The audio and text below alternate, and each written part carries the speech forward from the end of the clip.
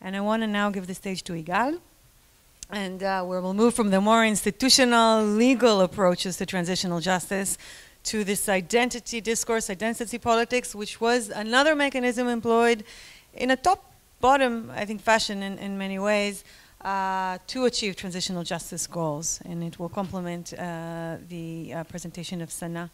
Thank you very much. Thank you, Sigal. And I have to say at the beginning of my lecture is that it's a very refreshing thing to see a panel with only one man. So I give you that.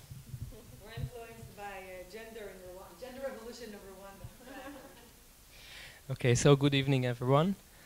For years, I have been dealing with the identities issue in one's life. For instance, the meaning of a Jewish identity or Israeli identity, the meaning of sexual identity or gender identity.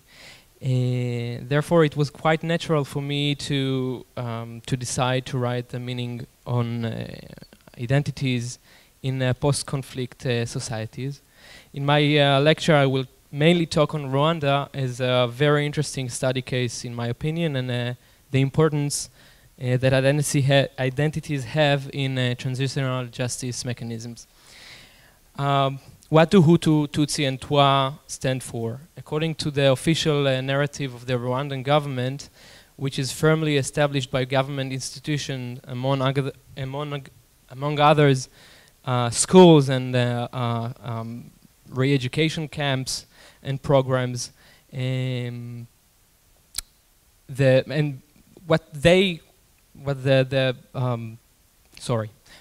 formal narrative is that the Belgian colonialism, according to the before the Belgian colonialism, being a Hutu, Tutsi, or Twa meant to be affiliated with a social political group, nothing more, nothing less.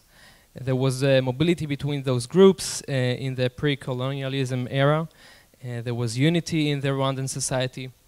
The colonialism used those groups in the construction of a new social order. The Belgians gave a whole new meaning to those groups, and those social political groups turned into different ethnic groups and later into different and separated ethnic identities. According to this official narrative, the Belgians did so in order to deepen their influence in Rwanda and their control over the native people. I say native people because there was no Rwandan society by that time. During the colonialism era, there was no longer mobility between the different groups. The Belgian colonialism brought the ethnic discourse to Rwanda with its separatism that grew into blind hatred and eventually caused the genocide in 1994. This is the official government narrative. Mahmoud Mamdani, in his book, When Victims Become Killers, showed two different perspectives on this issue. One suggests the narrative I've discussed so far. The second suggests that there are social biological differences between the groups. According to this perspective, Hutu and Tutsi have a different and separated history, until the Tutsi emigrated from Ethiopia and occupied Hutu lands.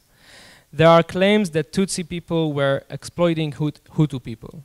The affiliation with one group or another already existed before the colonialism and was related, among other things, to family communities, geographical territories, tribes, and status. There was no unity of Rwandanness that the colonialism harmed. There was no Rwandan identity before the colonialism, and actually, there were even several violent conflicts between groups. In the eve of the colonialism era, there were already claims on different ethnic origins for the different groups. In this sense, colonialism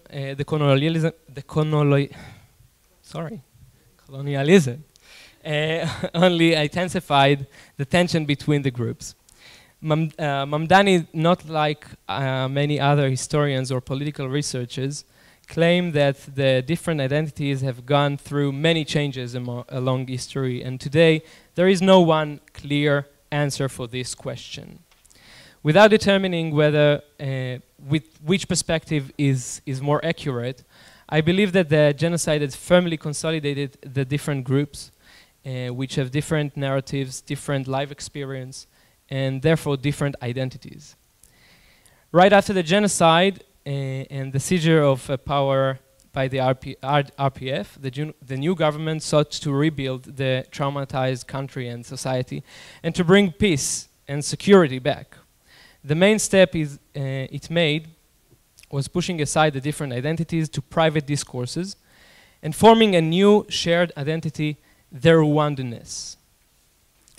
As Charlie Tarr describes, the government has attempted to construct an official narrative where the problems of the past are reinterpreted to alleviate the tensions of the present. Through trial, memorialization, commemorations, re-education camps, and solidarity in Gandu camps, as well as a new national flag and anthem, the regime hopes to transform how Rwandans understand their social identities and replace them with a unified national identity.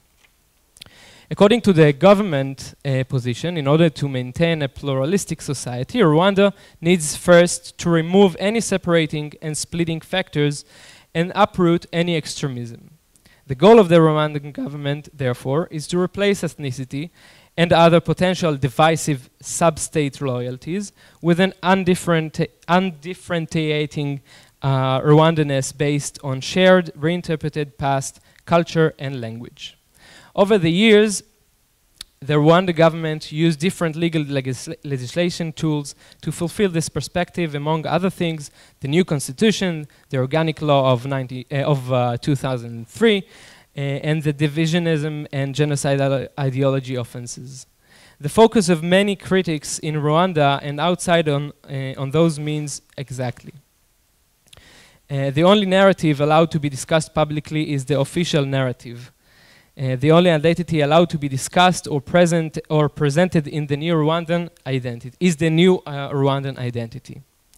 Andrea Prudekova talks in her article, Building a Nation in Rwanda, De-Ethnicification and its discontents, about the nation-building process. According to her, what we witness is not a fight of the people to be enveloped in a state, rather than an attempt of a people to survive together in one. So 20 years after the genocide, has the government's goal to form a new identity with a shared narrative been achieved? It is hard to give a definite answer. Yet I tend to believe that beneath the surface there is a very problematic reality that may even pose a threat to the remarkable reconciliation project. There are severe claims against the Kagame's regime regarding its action under the cover of reconciliation and forming a new unity or unified national identity. According to the Human Rights Watch reports, the new Rwandan legislation is being used as a political mean to attack opponents. Everything and everyone that might be perceived as divisive is treated harshly, and might be subjected to legal actions and even criminal penalty and imprisonment. There is also criticism on the Gacaca courts being used only to trial Hutu perpetrators. It is only a system that treats all. It is only in a system that treats all ethnic crimes equally that a national identity can emerge. In this matter, the government itself uses the different forbidden identities by determining which crimes the Gacaca courts will deal with, and moreover, how the genocide will be remembered in the collective memory by a Tutsi genocide. Those measures taken by the government can be seen as threats to the Rwandan society. Rwandans fear being accused of divisionism, they fear the government, and they still fear others.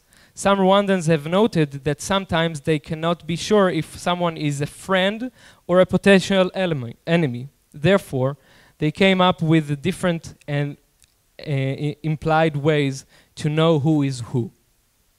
As Tarr concluded, while the Kagame regime may well be encouraging a new shared identity, the government's refusal for open discourse or ethnic issues create additional features in an already fraught post-genocide paradigm. despite interdependence between Hutus and Tutsis, there remains an unresolved tension. The failure to address the grievances of all ethnic groups in post-genocide Rwanda will continue to hinder chances for a lasting national identity. I would like to address an interesting research held by Lindsay Hilker between 2004 and 2005. As described in her article, Everyday Ethnicities, Identity and Reconciliation Among Rwandan Youth from 2009.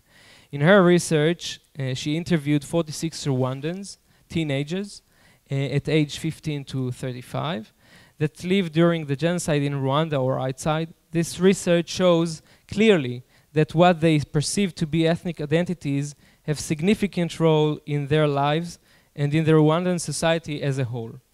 Some of the teenagers expressed a feeling that the government is promoting justice and equality for all, but on the other hand, they also expressed their feeling that the Tutsi are the only people in power and that influence and high-level political positions are preserved for Tutsis only.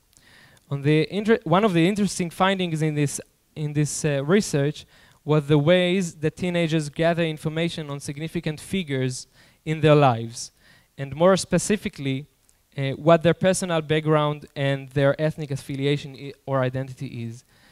On the other hand, they are being very careful not to expose their own identity, not because of the fear from the government, but rather fear from being targeted in the future. Their fear from recurring violence to a large extent is a fear in the Rwandan society as a whole. Therefore, one always has to know the other's identity affiliation and never expose his own. Even though the teenagers have not rejected friendships on ethnic basis, this basis has shaped the essence of their relationship, their closeness, and their strength, especially when talking about intimate relationships or marriages. Sometimes their families were the reason for the failure of such relationship. Another thing in this research clearly shows is that teenagers still hold stereotypical beliefs on other ethnic groups, even if they know individuals who contradict such stereotypes. They do so because they feel, as I mentioned before, a need to identify their surroundings. Their trust on others depends on the identification of them. They believe that ethnic identity still matters in Rwandan society today. This research has great importance for Rwandan society 20 years after the genocide. Because if it reflects something on the next generation of Rwandan society, then maybe the government should question again its path. Maybe these teenagers are still what we call in Hebrew the desert generation. Maybe their children will feel and talk differently. Talking about the transitional justice mechanism. All I've discussed so far brings me to the last part of my lecture. Separate identities or not, different narratives or unity, and a shared history. The past does not really matter. If we take Mamdani's perspective, the genocide is a milestone in the relationship between the groups in Rwanda, whether strong identities or mere affiliations. The genocide has shaped two sides of the story, two opposite experiences that we cannot and should not put aside.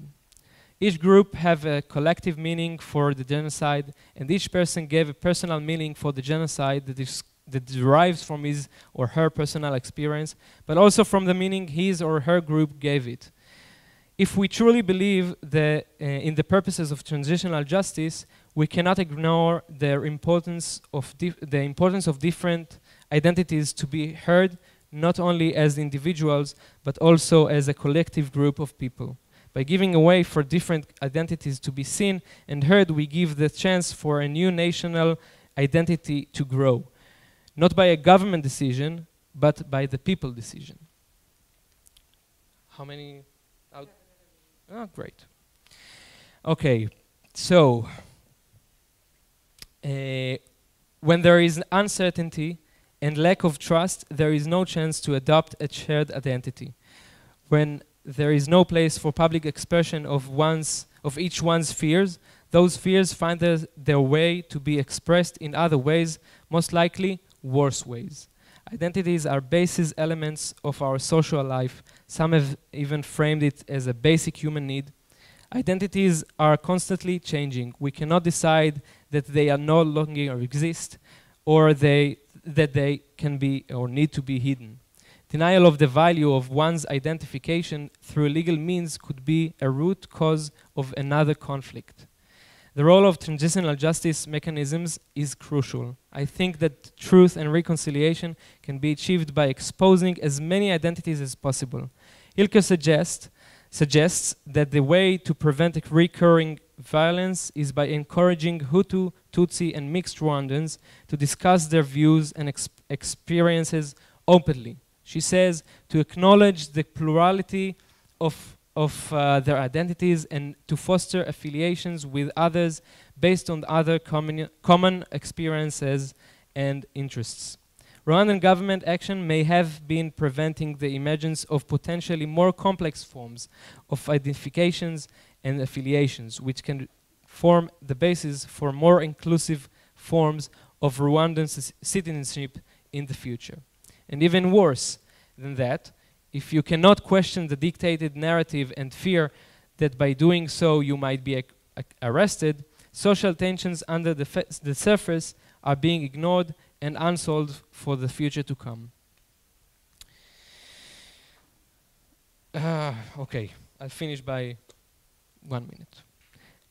One of the important characteristics of transitional justice mechanisms is the appearance, the publicity, the public performance, the public participation in truth and reconciliation processes is very relevant when we're talking about identities.